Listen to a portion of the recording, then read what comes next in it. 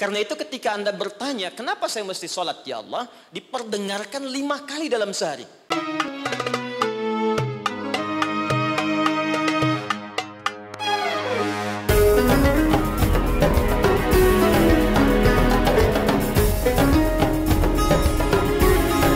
Kalau saya turunkan begini, Pak. Ini tentang hidup kita. Jangan-jangan sudah puluhan tahun hidup, tapi kita belum tahu apa yang kita kerjakan dalam hidup ini. Saya khawatir, jangan-jangan kita sibuk, pada akhirnya kita pulang. Gak ada yang gak pulang, Pak. Penyebab kita kembali itu bukan COVID-19 yang sekarang marak. Bukan persoalan sakit. Karena yang sehat pun kalau sudah waktunya tiba pulang, dia pulang. Syarat meninggal itu bukan sakit. Syarat meninggal itu bukan tua. Karena yang muda bahkan belum lahir pun itu bisa wafat. Ada orang berkata dia sudah bau tanah katanya. Dia nggak sadar kalau dia pun bau kuburan. Itu yang beberapa bagian mesti kita luruskan kembali. Jadi tugas kita, Ibu ini kelihatan Bu? Belum saya tulis ya. Ya pasti. Oke. Tugas kita ada di bumi, ini tuliskan.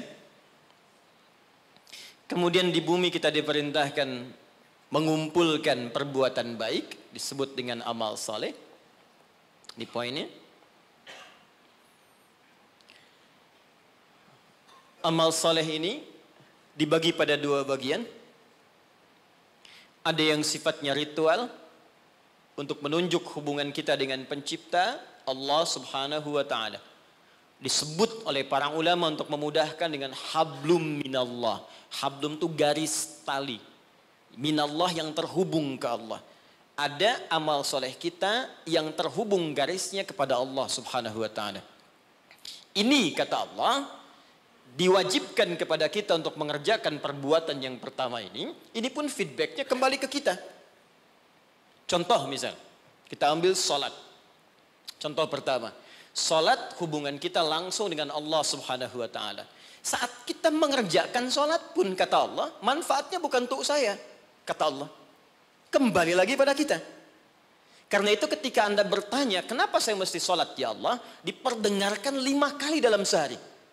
Supaya kita paham betul bahwa manfaat sholat kembali pada diri kita lagi.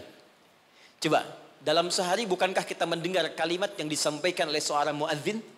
Ya, apa artinya? Adzan? Adzan apa artinya?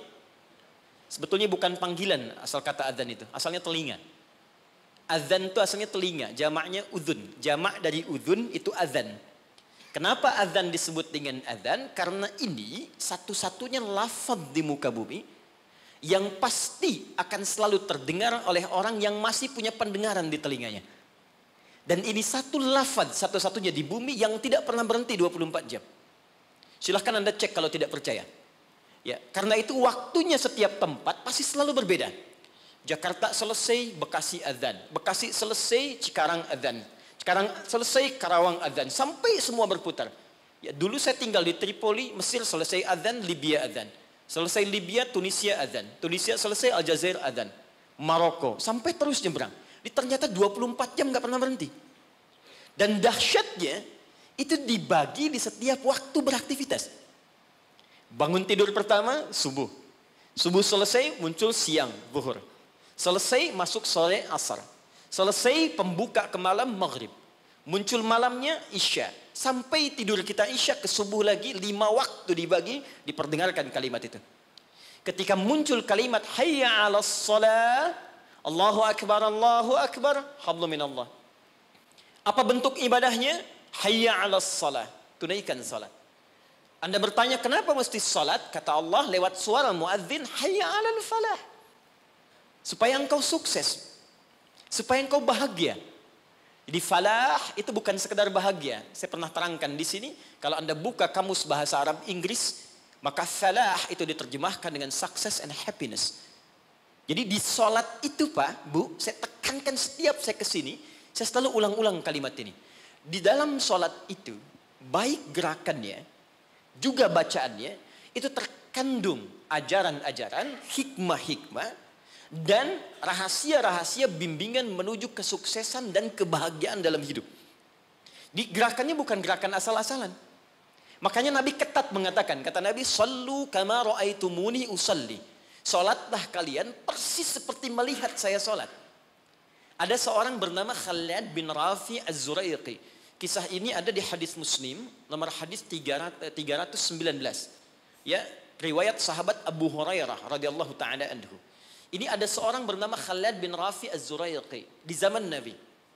Datang ke masjid, salat di samping Nabi. Wan nabiyyu fi nahiyatin ukhra minal masjid. Jadi Nabi sedang duduk di sisi lain, dia salat kurang lebih di sinilah.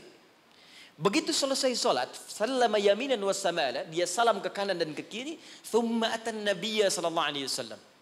Lalu dia mendatangi Nabi sallallahu alaihi wasallam, fa sallama ilaihi. Dia mengatakan, "Assalamu alayk ya Rasulullah." Apa jawab Nabi? Perhatikan kalimatnya. Wa alaikassalam wa rahmatullah, irji' salli fa innaka lam tusalli. Kata Nabi, wa alaikassalam wa rahmatullah, kamu salat lagi karena engkau belum salat.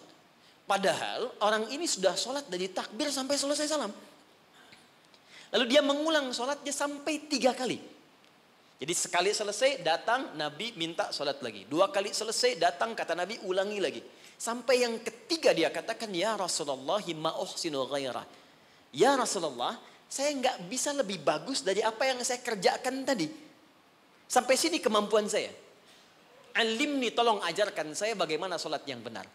Jadi kalau sekedar sholat saja dibuka dengan takbir, ditutup dengan salam dan dianggap benar, mustahil Nabi akan seketat seperti menyampaikan tadi. Kata para ulama, kalau ada ibadah diminta ketat menunaikannya, pasti ada hikmah besar yang ada di belakang atau di balik ibadah yang dikerjakan itu. Lalu diajarkan oleh Nabi bahkan dari mulai wudu, teman-teman.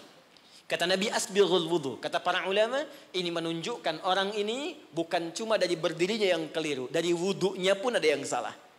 Jadi kalau orang dari wudunya sudah keliru, cepat-cepat, asal basuh, asal usap, ini pasti akan berdampak pada keliru sholatnya. Tapi pertanyaannya, ada apa di balik sholat itu? Yang dahsyat, bahkan dari berdiri ini saja, kalau dipelajari dengan benar, itu ada bekal manajemen kehidupan yang sangat dahsyat. Dipraktekkan Abdurrahman bin Auf, hanya hikmah berdiri begini, 3 bulan jadi orang paling kaya nomor 3 di Madinah. Dan setahun jadi orang paling kaya nomor 1 di Madinah, yang kapaknya saja bahkan terbuat dari emas. Jadi bukan main-main. Rukuknya ada hikmahnya, sujud ada maknanya, terlebih bacaannya. Karena itu ketika Allah menyebutkan perintah solat dalam Al-Quran, ada sindiran yang halus tapi tajam. Kata Allah, akan ada orang solat nanti bahkan tidak mengerti apa yang ia ucapkan dan ia lakukan dalam solatnya. Jadi bagaimana kita bisa khusyuk dalam solat kalau yang kita baca pun tak kita pahami. Nah, apa manfaat di balik itu? Ada kesuksesan di situ. Ada kebahagiaan, falah. Nanti kalau saya turunkan lebih panjang lagi. Tapi singkatnya, ketika kita diminta ibadah pun kepada Allah, hasilnya dikembalikan kepada kita. Jadi kalau orang dengar suara adzan, tahu bahwa sholat itu kunci kebahagiaan, mustahil ada orang yang malas untuk menunaikan sholat. Bukankah pemilik kebahagiaan Allah? Bukankah yang punya rezeki Allah? Bukankah yang punya kedudukan Allah? Qulillahumma malikal mulki tu'til mulka man wa tanzi'ul mulka mimman. Katakan Muhammad pada hamba-hambaku. Katakan Muhammad pada semua umatmu, aku yang punya kedudukan. Aku titipkan pada siapa yang aku kehendaki. Anda menginginkan kedudukan, Anda pengen jabatan, Anda pengen harta, Anda jauh dari Allah. Ya bagaimana bisa meraihnya? Karena itu ketika Anda datang kepada Allah, Anda meminta petunjuk, ya Allah bagaimana cara aku mendapatkannya. Diberikanlah jalan lewat sholat itu. Makanya dalam sholat ada bacaan membimbing bagaimana dapat rizki yang benar. Warzuqni. Bagaimana supaya Anda kerja nikmat tidak diganggu banyak orang. Wajburni. Bagaimana supaya derajat kita diangkat. Warfa'ni. Bagaimana supaya dijaga kesehatan. Wa'afini. Bagaimana supaya mendapatkan kasih sayang dari teman-teman yang sekarang sedang kita bekerja. Karena boleh jadi Anda kerja, bagi Anda nikmat, bagi orang belum tentu. Karena itu nanti di fikih Quran, di manajemen bisnis dalam fikih Al-Quran, ada pernyataan begini. Ketika Anda sedang mengerjakan sesuatu yang besar, maka boleh jadi di sekeliling Anda pun mengincar hal yang sama yang sedang Anda kerjakan. Dan persaingan itu akan begitu ketat. Turunlah kemudian turunan-turunan yang ada di sekitaran itu. Siapa yang bisa menghentikan sifat iri hati di sekitaran teman-teman yang menginginkan proyek yang sama? Siapa yang bisa menghentikan hal-hal yang buruk yang mungkin menimpa ketika Anda mendapatkan tender yang sedang Anda kerjakan? Jika Anda tidak datang kepada yang punya kuasa lebih dari yang lainnya, maka bagaimana itu bisa dihentikan dalam pekerjaan Anda? Ini fungsinya sholat. Satu.